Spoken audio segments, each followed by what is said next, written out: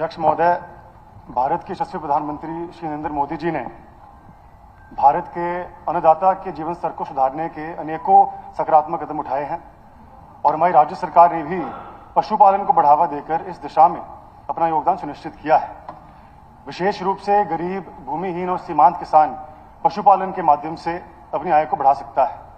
परंतु अध्यक्ष महोदय, दुर्भाग्यपूर्ण हमारी सरकार की अच्छी नीयत और नीति के बावजूद पर्याप्त और प्रभावी इलाज न मिलने के कारण बड़ी संख्या में पशुधन की मौत हो रही है। उदाहरण के तौर पर जनवरी के महीने में आदमपुर के बासमंद गांव के अंदर 15 दिन के अंदर 150 से ज्यादा भैंस और कटड़ों की मौत हुई। असंध के मानपुरा गांव में एक सप्ताह के अंदर 30 पशुओं की मौत हुई। सिरसा के 3 गांवों में 24 घंटे के अंदर 24 पशुओं की मौत हुई। इस प्रकार से अन्य इलाकों में भी अनेकों उदाहरण हम प्राप्त कर सकते हैं।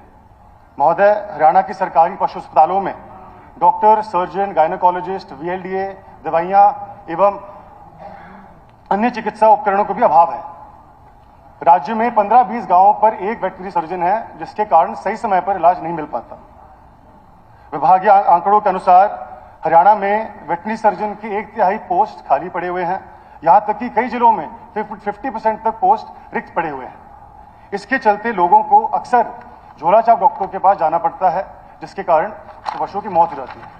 2 से 3 लाख तक की भैंस इलाज से वंचित रहने के कारण अगर यदि उसका मौत होती है तो किसान और पशुपालकों को भारी आर्थिक हानि से पहुंचता है। हाल ही में ग्रुप सी में 729 नए VLDA की भर्ती की गई थी, जो कि हमारी सरकार की बहुत अच्छी प्रणाली है। लेकिन अध्यक्ष महोदय, मैं आपके माध्यम से माननीय मंत्री जी से सवाल पूछना चाहता हूं कि रिक्त पदों पर वेटरनरी डॉक्टर, सर्जन, VLDA और गायनेकोलॉजिस्ट की भर्तियां कब तक हो पाएंगी और पशु अस्पतालों में पर्याप्त मात्रा में दवाइयां और अन्य उपकरण कब तक उपलब्ध हो पाएंगे? धन्यवाद। अध्यक्ष महोदय, माननीय सदस्य ने सही कहा है कि किसान के लिए पशुधन सबसे बड़ी वह है, उसकी स्वास्थ्य की देखभाल करना सरकार की जिम्मेदारी है। और इसीलिए पिछले हफ्ते ही हमने 700 VLDA की नई भर्ती की है और इस वक्त जो हमारी सैंक्शन स्ट्रेंथ है 3059 VLDA में से 2937 हमारे पास भरी हुई है, सिर्फ 122 खाली है। डॉक्टर की कमी थोड़ी सी है, वो हमने रिक्वेशन भेज रखी है, आ जाएगी।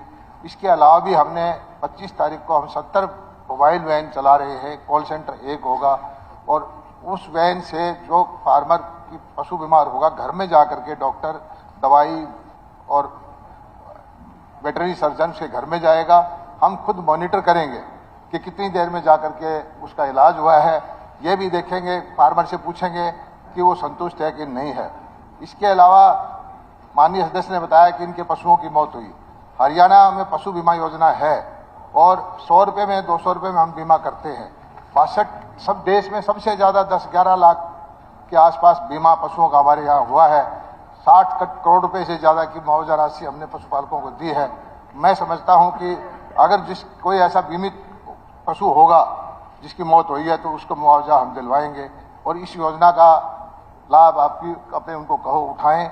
और जो SC कैटेगरी के भाई हैं उनका पशु का हम फ्री में बीमा कराते हैं।